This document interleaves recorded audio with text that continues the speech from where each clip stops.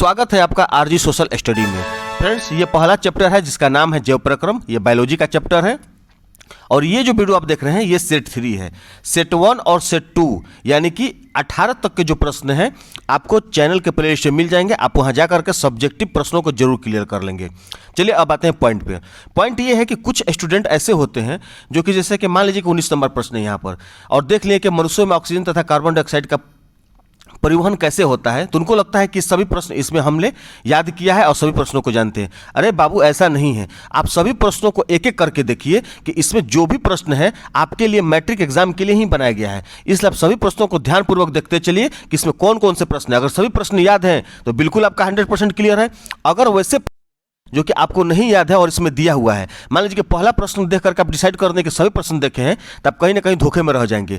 इसलिए आप सभी प्रश्नों को ध्यानपूर्वक सुनते चलेंगे ताकि एक एक प्रश्न आपका याद हो जाए। तो चलिए फ्रेंड्स, हम इस वीडियो को शुरू करते हैं। और याद रखिएगा, इस चैनल पर आपको ऑब्जेक्टिव यानी कि all subject all chapter objective और all subject all chapter subjective दोनों प्रकार के प्रश्न दिए जाते हैं, क्योंकि मैट्रिक बोर्ड एग्जाम में आपका ऑब्जेक्टिव और सब्जेक्टिव दोनों प्रश्न आते हैं।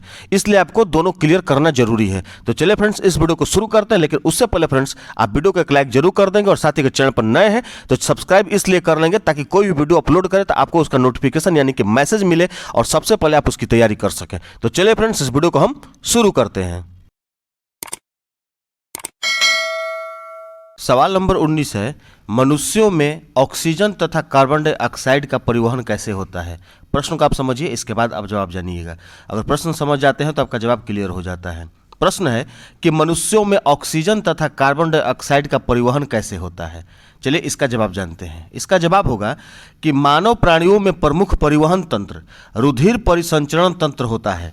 मानव के प्रत्येक फेफड़े में अनेक सूक्ष्म कूपिकाएं होती हैं। प्रत्येक कूपिका पर रुधिर कोशिकाओं का घना जाल बिछा होता है।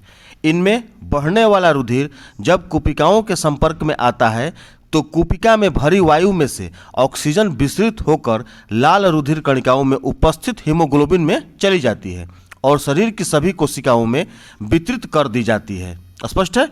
आगे जानते हैं। ग्लूकोज विश्लेषण से कार्बन डाइऑक्साइड गैस उत्पन्न होती है। रुधिर के संपर्क में आने पर उसके प्लाज्मा में मिल जाती है। यह गैस फेफड़े की कूपिका के संपर्क में आने पर उसमें भरी वायु में विसरित हो जाती है।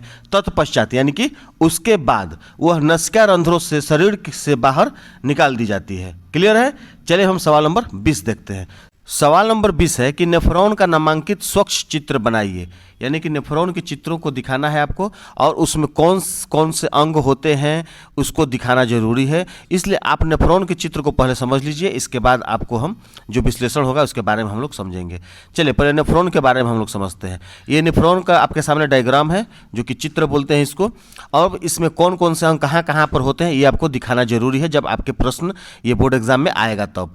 जैसे कि यहाँ पर दिखाया गया है कि ये जो अंग है यहाँ पर वृक्काणु का नलिकाकार भाग है। ठीक है, अब यहाँ पर ये जो आप देख रहे हैं यहाँ पर कि ग्लामेरुलस इसको कहते हैं, और ये जो है कोशिका गुच्छ बोमन संपुट, और यहाँ पर आपको देखने को मिलेगा वृक्क धमनी की शाखा, और यहाँ पर आपको हो जाएगा वृक्क शिरा की शाखा, और इसके बाद वृक्क धमनी, और इधर आपका संग्राहक वाहिनी। यानी कि चित्र बना करके आपको ये संपूर्ण जो है दिखाना पड़ेगा। चलिए अब नेफ्रॉन क्या है, वह कैसे कार्य करता है इसके बारे में हम जानेंगे।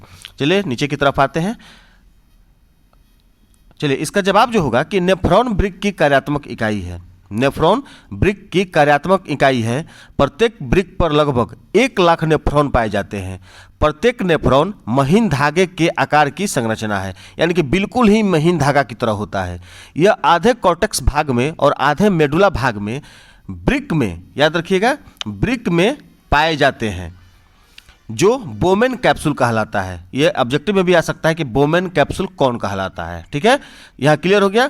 इसमें अपवाही और अभिवाही धमनियों के गुच्छे पाए जाते हैं जिन्हें ग्लोमेरुलस कहते हैं। बोमेन संपुट और ग्लोमेरुल को मिलाकर मैलपिघियन कैप्सूल कहते हैं। क्या कहते हैं? मैलपिघियन कैप्सूल।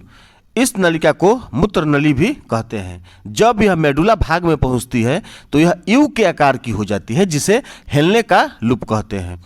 कोशिका गुच्छ नलिका का अगला भाग एक अन्य नलिका संग्रह नलिका से मिलता है।